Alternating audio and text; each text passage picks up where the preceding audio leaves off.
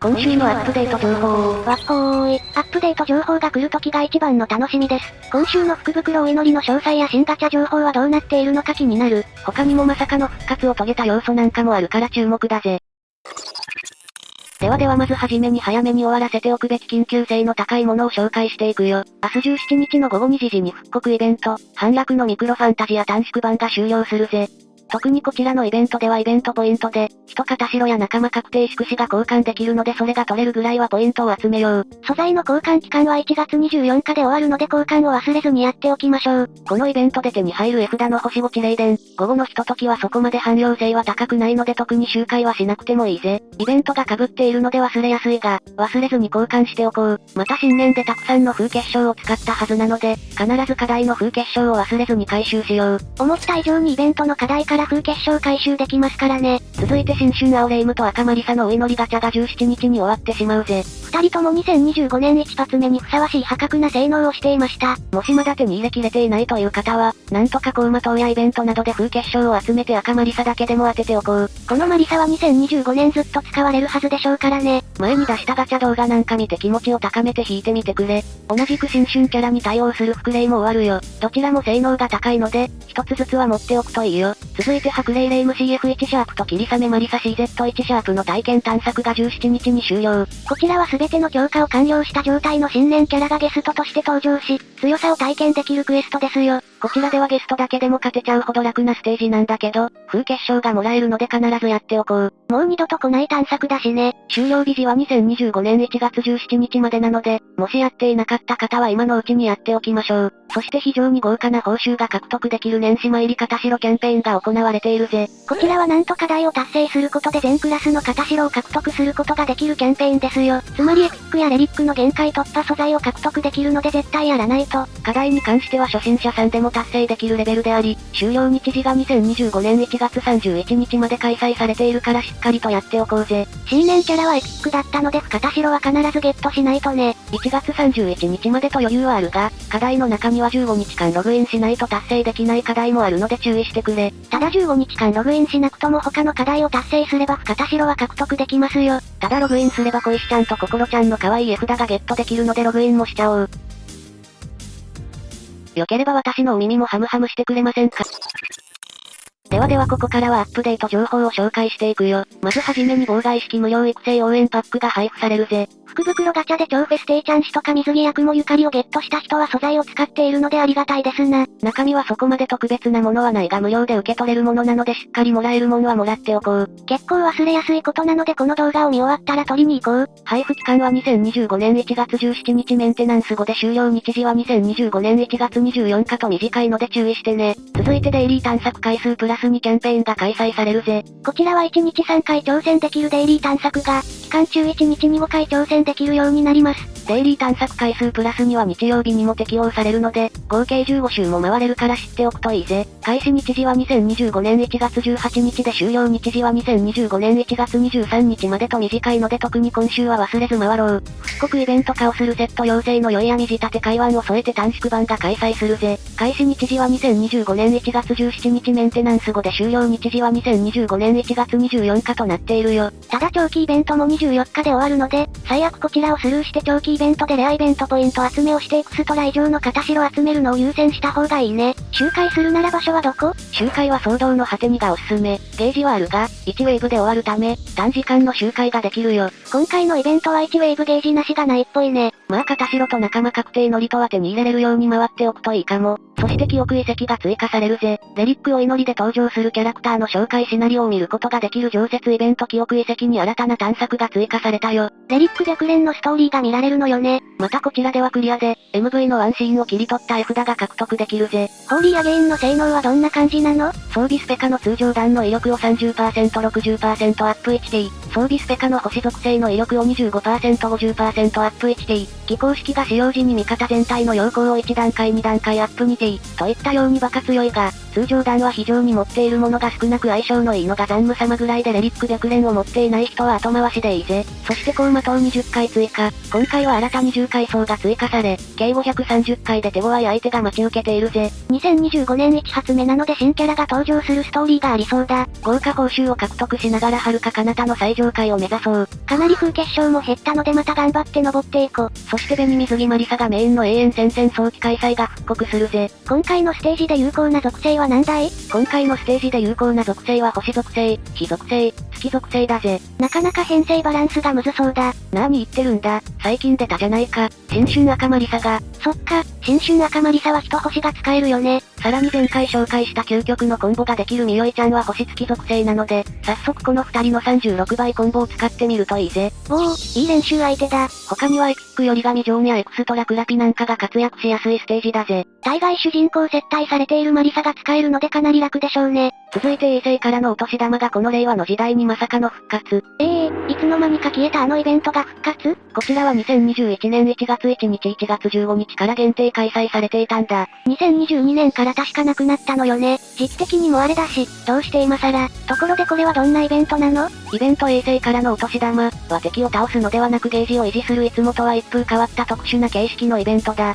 なんか難しそう。実際のところは非常にぬるいイベントで、適当に振るおうとしてたら勝ったくらいのものだぜ。このイベントでは、HP500 万初級 HP999 万上級の動く巨大持ちと、グレイズ禁止3ターンの制限時間付きという条件下で戦うことになるんだ。そしてこのイベントでは画面中央に表示されるゲージを3ターン後に左側半分側に押し込んでいれば勝利となるんだぜ。ゲージは敵にダメージを与えると左に動き、敵からダメージを受けると右に動くというものだぜ。なるほど、綱引きみたいな感じか。レベルの低いキャラだと持ちから大ダメージを受けてしまうのである程度のレベルのキャラを出す必要はあるね。まあ高レベルのキャラを出しておけばあとは適当にフルオートで勝てちゃうよ。結構ゆるいイベントなのね。報酬はどんな感じなの？報酬は発表されていないが、昔は再戦と食べ物だぜ。どっちもいらんな。初心者さんは美味しいけどある程度やっている人は全然欲しくない内容だな。ただ今年は対応する課題のクリアで風結晶が手に入ることができるようだ。制限ターン数いっぱいまで巨大持ちを攻撃し、専用のゲージが優位な状態を保ち続けよう。開始日時は2025年1月18日から終了日時は2025年1月23日までとなっているぜ。バカ短い期間ですやん。1週間もないからね。こちらは早めにやっておこう。続いて VS フクレイフランドールスカーレット C を復刻。見事勝利できれば、星5 F だ地底世界の春が初回クリア報酬や確率でのドロップで獲得できるぜ。地底世界の春の性能はどんな感じなの？装備スペカの質量弾の威力を 50% アップ HT。装備スペカの土属性の威力を 45% アップ HT。破壊式が使用時に敵全体の回避を1段階ダウン 3T。こちらの絵札の相性のいいキャラは少ないので桜フランを使う人以外は後回しでいいぜ。ではここからはみんな大好きガチャ更新情報だぜ。激しく来そうのファウンディングエクストラフェスお祈りが開催。水エクストラ集まりすぎる夢、幻、そして百鬼夜行息吹スイカ A7.5 の登場確率がアップしたお祈りが登場。水エクストラ集まりすぎる夢、幻、そして百鬼夜行息吹スイカ A7.5 は、エクストラフェス限定で登場するキャラクターですね。なのでエクストラ息吹スイカは同盟の仲間、もしくは大片白で限界突破できます。性能についてはまだわからないが、歴代スイカは優秀なキャラが多いし、鬼の四天王という最強のブランドがある以上弱くはしないだろうな。17日の性能公開が楽しみだ。開始日時は2025年1月17日メンテナンス後で終了日時は2025年1月24日となっているぜ。さらに例年通り引き直しガチャも来る。みんな、今回こそ引き直しでかなこ様を引き当てるぞー。賛同者5人ぐらいかな。引き直しガチャの仕様としては、期間中、毎日1回無料で引き直しができるというものになっているぜ。このお祈りでは、引いたキャラクター1人を一旦キープしておくことができ、開催期間中に確定させることで、そのキャラクターを仲間にできるお祈りとなっているぜ。さらに引き直しガチャは排出キャラクター数が多くなっているので現在でも使えるキャラがよく出やすくなっているんですよね。なのでより強力なキャラが手に入りやすいんだぜ。前回の対象の超フェス限定キャラクターは、2023年4月に1日まで実装の全超フェス限定キャラクターとなっていたので、今回の対象の超フェス限定キャラクターは、2023年9月までとかになって、エピックレベルの強さを持つ超フェス白蓮とか天使がゲットできるのではと思っていたが、去年同様に対象の超フェス限定キャラクターは、2023年4月に1日まで実装の全超フェス限定キャラクターとなっていたぜ。ケチー。ちなみになんだが昔通りなら引き直しお祈りは序章第2節コーマ間にて第1話をクリア後、実施できるようになるぜ。初心者さんはそこまでクリアしよう。古参超フェスと A シリーズはもう復刻はなくて、こういうキャンペーンしか手手に入らないので楽しみ。ログインするのが楽しくなるし、なんといっても追加された超フェスはデザインもいいから嬉しいところだよね。続いて2025年1月10日からのブタカの眺めに真理を見たレリックお祈りにてレリック白蓮が登場しているぜ。性能についてはどんな感じだった？最近では見ない性能をしていたぜ。こちらの白蓮は能力とスキルで不利属性のダメージを増加させることが可能。最大 65% で不利属性に殴れるんだ。不利属性は通常ダメージから 0.5 掛け算する形なのでだいたい通常ダメージぐらいにはなるって感じか。どのステージでも連れていけれるので汎用性はめちゃくちゃ高いキャラだぜ。基本性能は突出はしてないが十分あるという感じでブレイク力は2ターン9枚割りの単体。ラスワでも自己完結ブレイクができるのでブレイク力はトップクラスだぜ。めちゃくちゃ汎用性高そうだな。不利属性へのダメージがどれほどのものかによるがかなり強いと思うぜ。もし余裕があれば引いてもいいかもだけど、エクストラスイカがバカ強いのが予想されるのでまずスイカの性能を見てから引くか引かないか検討するといいぜ。確かに、スイカの性能判明してからにしよう。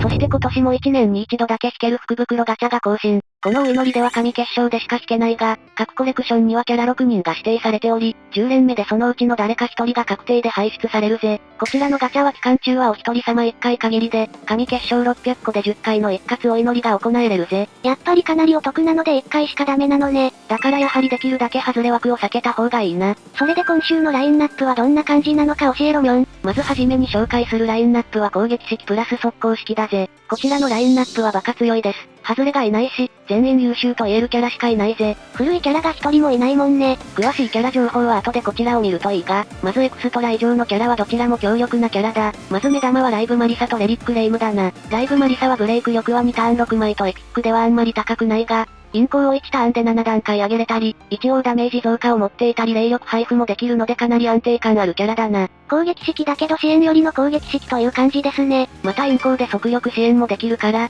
新春青レイムと相性がいいのもグッドだな。レイマリで並べられるのはいいなぁ。レリックレイムは全体攻撃の火力が非常に高くシンプルにアタッカーとして強いキャラクターだ。レリック限定キャラらしく基礎性能も十分高く、火力ブレイクサポート3拍子揃っている上に、再使用 T 数1のスキルなんて面白い個性も持っており、汎用性差別化点ともに素晴らしいものを持っているぜ。そしてレリックレイムと非常によく似た性能の超フェス白蓮も大当たりだぜ。このキャラは2023年からいるキャラだけど、超フェスでは現在でも最強アタッカー。いろんな超フェスの常識を覆したキャラだぜ。まず一発で初期ターンフルブースト可能な霊力チャージを持っていて、さらに味方全体の速力、味方全体の命中を上げれるスキル1は再使用ターン数はたったの1で毎ターン使用可能。もうすでに超フェスとは別次元。さらに味方全体の陽光を3段階アップや能力などの速力アップで元のパワーも十分だけど、さらにクリティカル倍率が高くて有利属性にも 40% ダメージアップを持ってて、さらに 155%、175% という驚異的な倍率の残裂弾を装備していることからぶっ壊れの火力を叩き出せるんだぜ。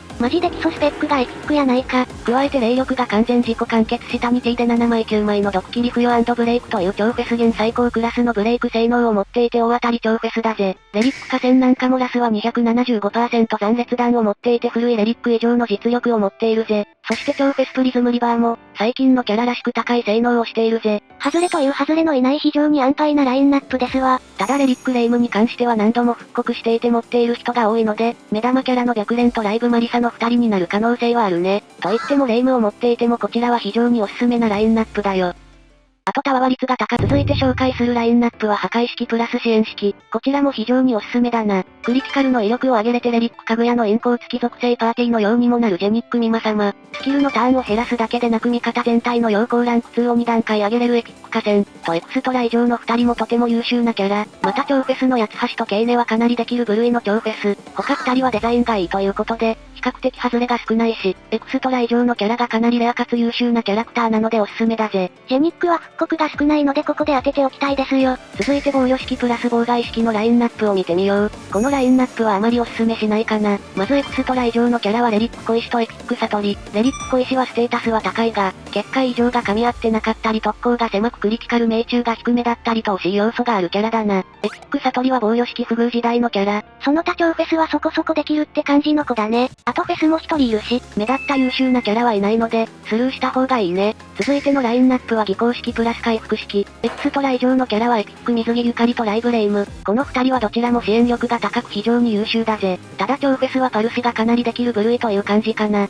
その他はそこそこって感じだぜ。フェスも一人いるし、多分水着ゆかりに関しては持っている人が大半だと思うのでここもスルーでしょうね。ラストに破壊式プラス攻撃式だぜ。完全にコレクター向けですな。そういう感じだな。まずエクストラ以上のキャラはレリックレミリアとエピックアオレイム、エピック水着天使。一見豪華に見えるがレリックレミリアは前回の元祖最強の現在でも言ったように、今ではかなり弱い部類なのでわざわざ引くまでもないね。アオレイムも今ではたくさんの上位互換がいて、わざわざ今から引いて貴重な片白を使うかと言われたら厳しいですよ。エピック天使もそこそこ優秀ではあるがわざわざこちらで狙って引くほどではないね。さらにその他はフェスなのでここもスルーをおすすめするぜ。結果今週引いた方がいいラインナップは攻撃式プラス速攻式と破壊式プラス支援式だぜ。こちらはどちらも外れ少なめなのでおすすめですね。今紹介した詳細をもとに今週のラインナップを引くかどうか検討してみてくれよな。さて、以上が今週のアップデ情報だぜ。引き直しガチャや復活したコンテンツが出てきたのでさらに楽しめそうでした。もし少しでも役に立ったと思ったら、チャンネル登録はハードルが高いと思うのでコメントか高評価だけでもよろしくお願いします。また新春キャラ評価爆上げしたキャラも紹介しているからいければ見に行ってね。それではここまでご視聴ありがとうございました。